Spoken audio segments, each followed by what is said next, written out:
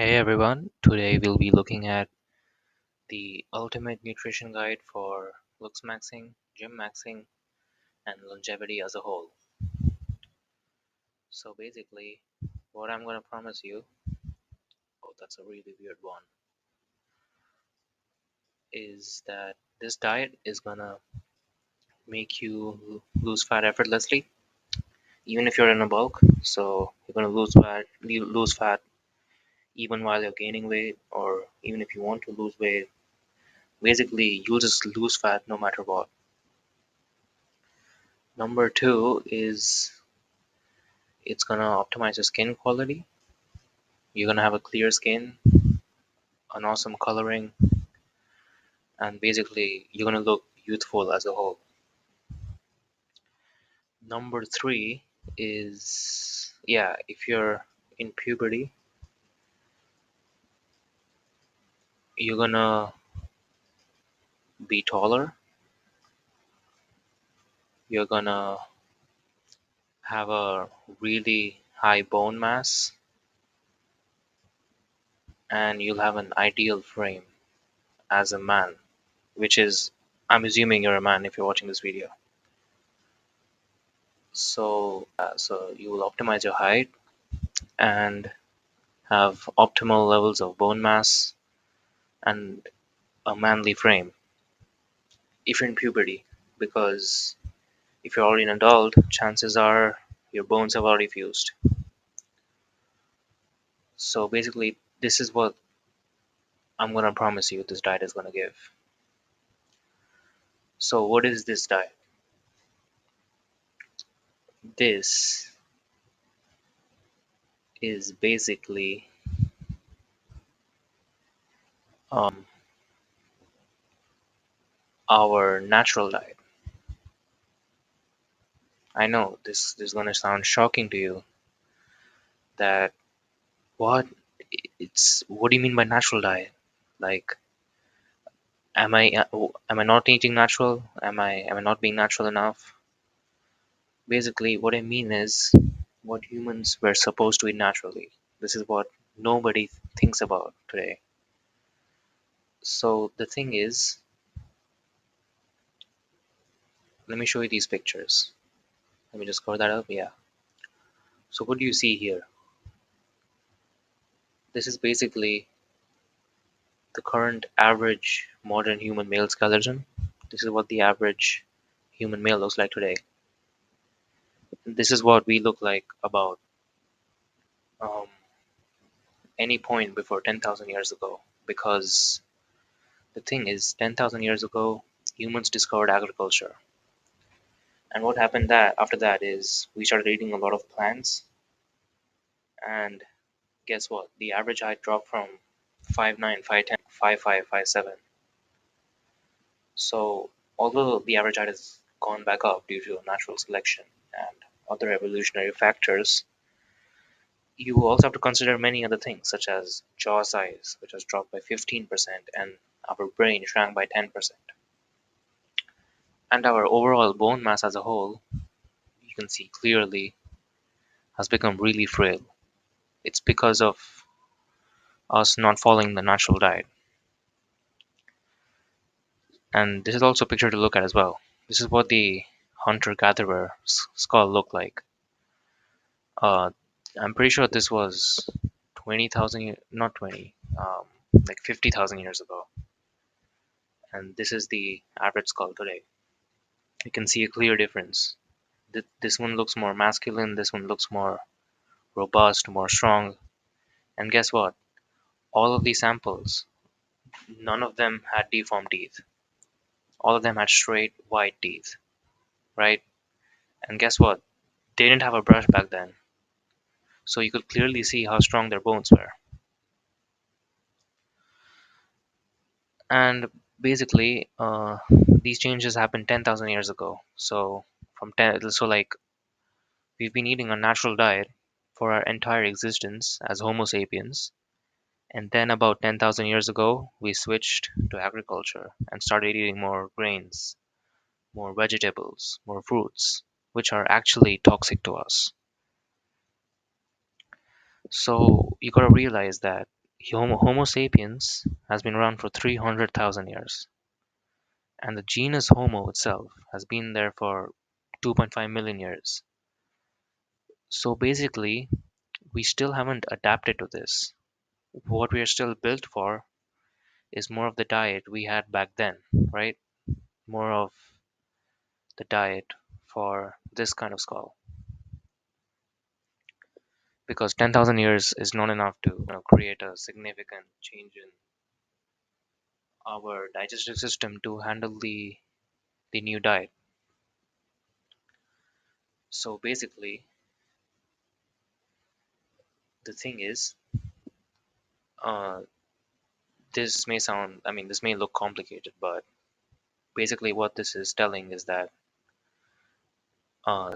these are the humans, this was the Neanderthals, and these were the early humans. So, in simple terms, what this shows is that we were above the carnivores, which means that we usually ate almost only meat, right?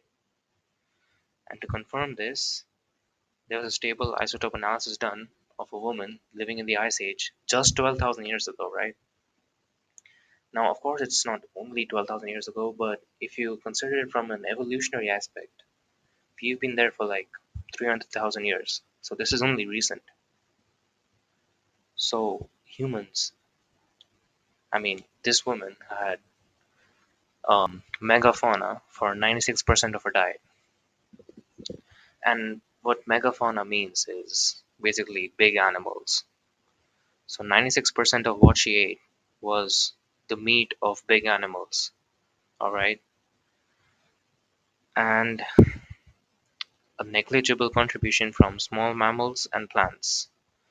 So if you give a generous amount to small mammals, I roughly estimate that plants made up probably like 1% of her diet.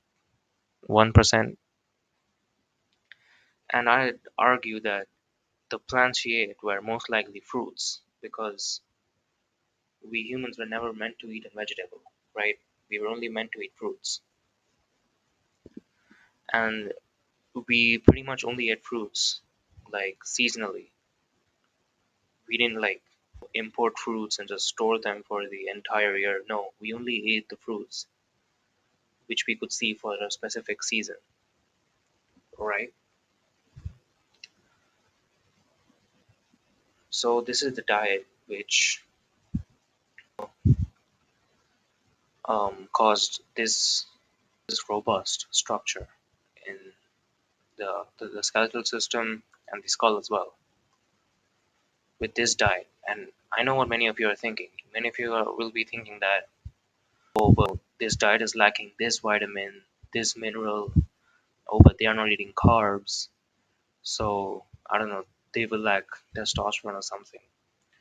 You all are wrong because what you all have been listening to is the mainstream doctor advice, which is wrong.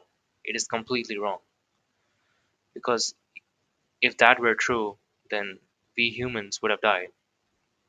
It is the same thing for any species. If they're missing one vital nutrient, then yeah, that's it. It's over for the species. They won't be able to reproduce at all. So so what I'm saying is that this diet of only meat is superior to the current diet which the doctors are promoting, which is most likely 60% carbs or something like that. Something I've seen on like the food pyramid chart when I was like in third grade or something. So basically, we are still meant to eat meat, is what I'm saying. And this is even evident in the Samburu tribe in Africa, specifically Kenya, where they still eat mostly only meat and blood today. This is what they look like. You can see you can see the jaw definition, the forward growth, right? You can see the structure as a whole. Like you can see how developed they are. You can see all of them, right? And guess what? They all don't have any, like, what do you call, skincare products, or a toothbrush, toothpaste, and all, like brush their teeth or something. No, they just simply lived naturally. Have you seen any animal with a toothbrush? No. All of them have perfect teeth because they have been eating the perfect diet. We humans aren't, which is why we need toothbrushes to compensate for our diet. So, what I'm trying to say is, you should be eating meat. You should be eating only meat, in fact. So, back to here, we see that mammoths comprised about 40% of a diet, followed by elk, bison, camels, and horses. Now, as of now, mammoths are extinct. So, what resembles the most closest to a mammal? Sorry, the mammoth. Any ruminant animal which has a similar, you know, digestive chamber system. So basically, the mammoth could, when it would eat any unsaturated fat, like like let's say grains or even soy, it could convert that into saturated fats. And basically, saturated fat is the healthier fat which we want to eat, and it is found in meat like cows and mostly cow and deer, right?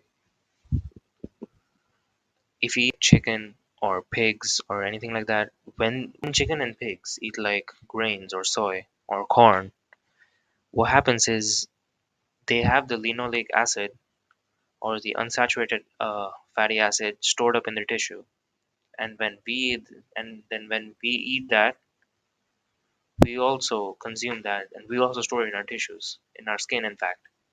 So what happens is, when we go out in the sun, um, unsaturated fat oxidizes easily, so we tend to get sunburn and all, and skin cancer. But that's not due to the sun, like most doctors think. It is due to the unsaturated animal fat. So they tell us to wear sunscreen and all to protect us from the sun when the problem is in our diet. So basically, like I said, we need something that closely resembles our diet, which we had back then, which is mostly ruminant muscle meat. So the thing which closely resembles that is a cow, right? And just a cow has literally everything you need. It has milk, meat, bone marrow, blood, which is really hard to find nowadays, and organs, right? So basically, you have to only consume milk in puberty. And the reason I say this is because um, milk has growth hormones inside it, when you think about it. When a cow is breastfeeding its child, a calf, why I call it a child, I don't know. So when a cow is basically feeding the calf has to basically, you know how big a cow is, right? How small a calf is. So that is how much growth hormones a cow has sorry, the milk has, right?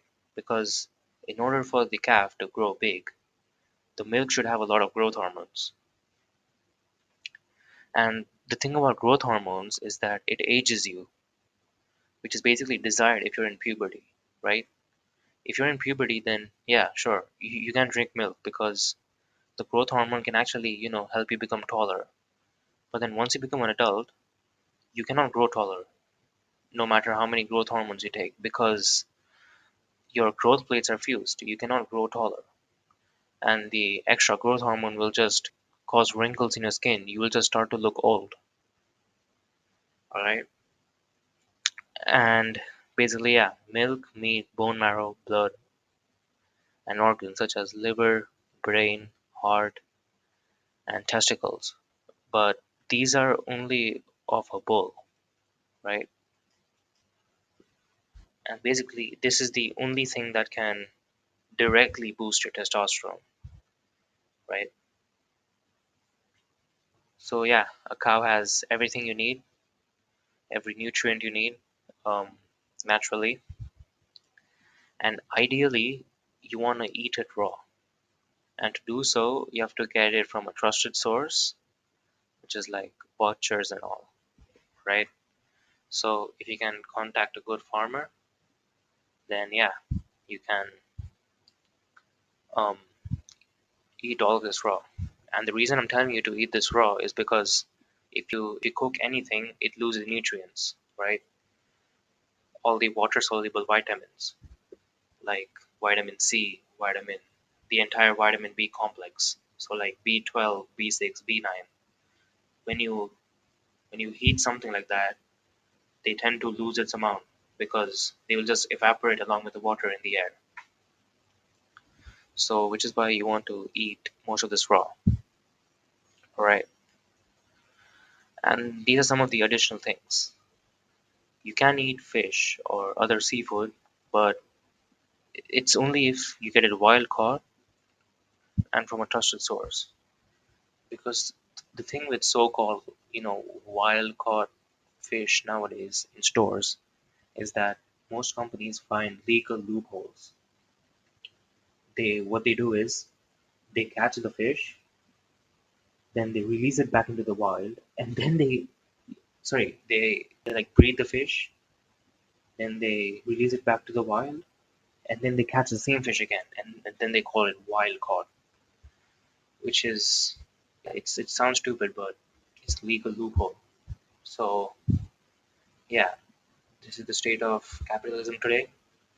So you cannot trust supermarkets and big companies like that because they only want to make profits. They do not really care about your health. So you can only eat fish or other seafood if they're from a trusted source. And like a trusted source, I mean like if you have a local farmer or any sort of shop nearby, not a company. If you go to supermarket, you will see like a packet of ham. Sorry, not ham. What am I saying? Salmon, right? And then on top of it, it'll be written wild caught. But then you don't know who caught it. You don't know who, you know, you don't know where they caught the salmon. But then if you go to a shop where they specifically sell wild caught stuff, like a farmer's market, then yeah, you can interrogate the farmer. You can ask him where he caught it. I mean, not the farmer, but like the fisherman. So that's enough of the seafood. And yeah, the second point is you can eat chicken, ham, and eggs only if they are grass fed. This is important. And again, from a trusted source, which I don't have to repeat. And yeah, the reason I'm telling that this has to be grass fed is because, like I said, the beauty of a cow is that whatever it eats, it can convert it into saturated animal fat.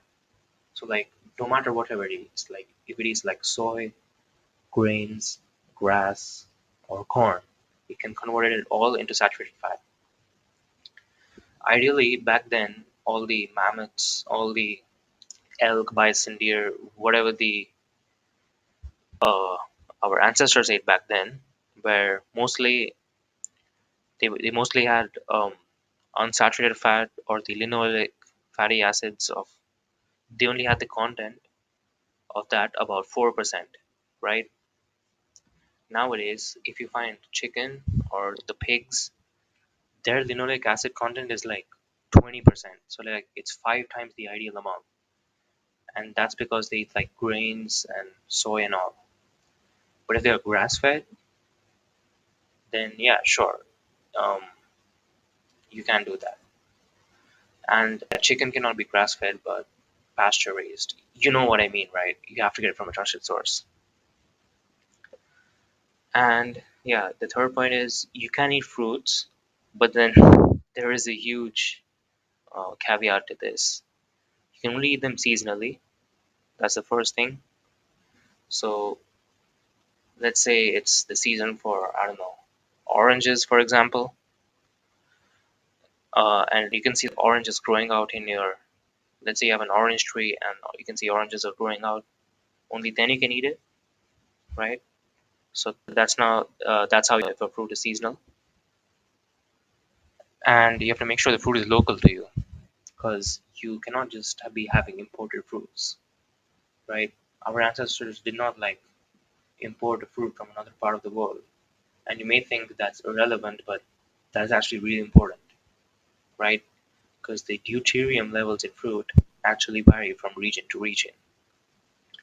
And the third important thing is you need to be having it in the sun, because the UVB rays actually help us metabolize the fructose in the fruit.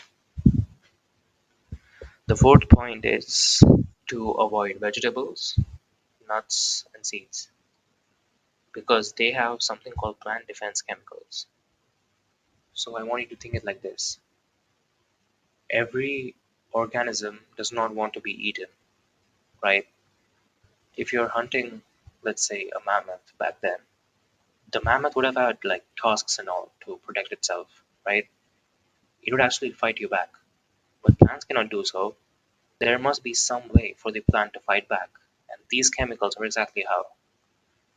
So nuts and seeds contain something called phytic acid, which actually binds to minerals like iron, zinc, and calcium.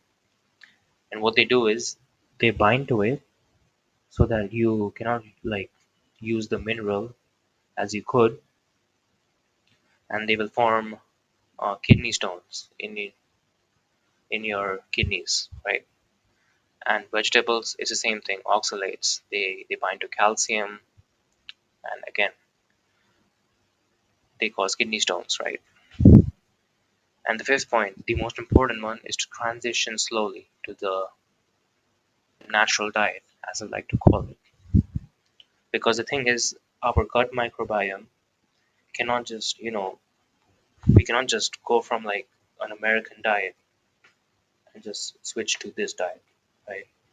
Our body will be shocked, and you'll just get constipation, and you just feel bloated, and then you just quit. So what I suggest you do is slowly remove all the junk food or all the vegetables, nuts, and seeds you consume, and slowly add in more meat, right?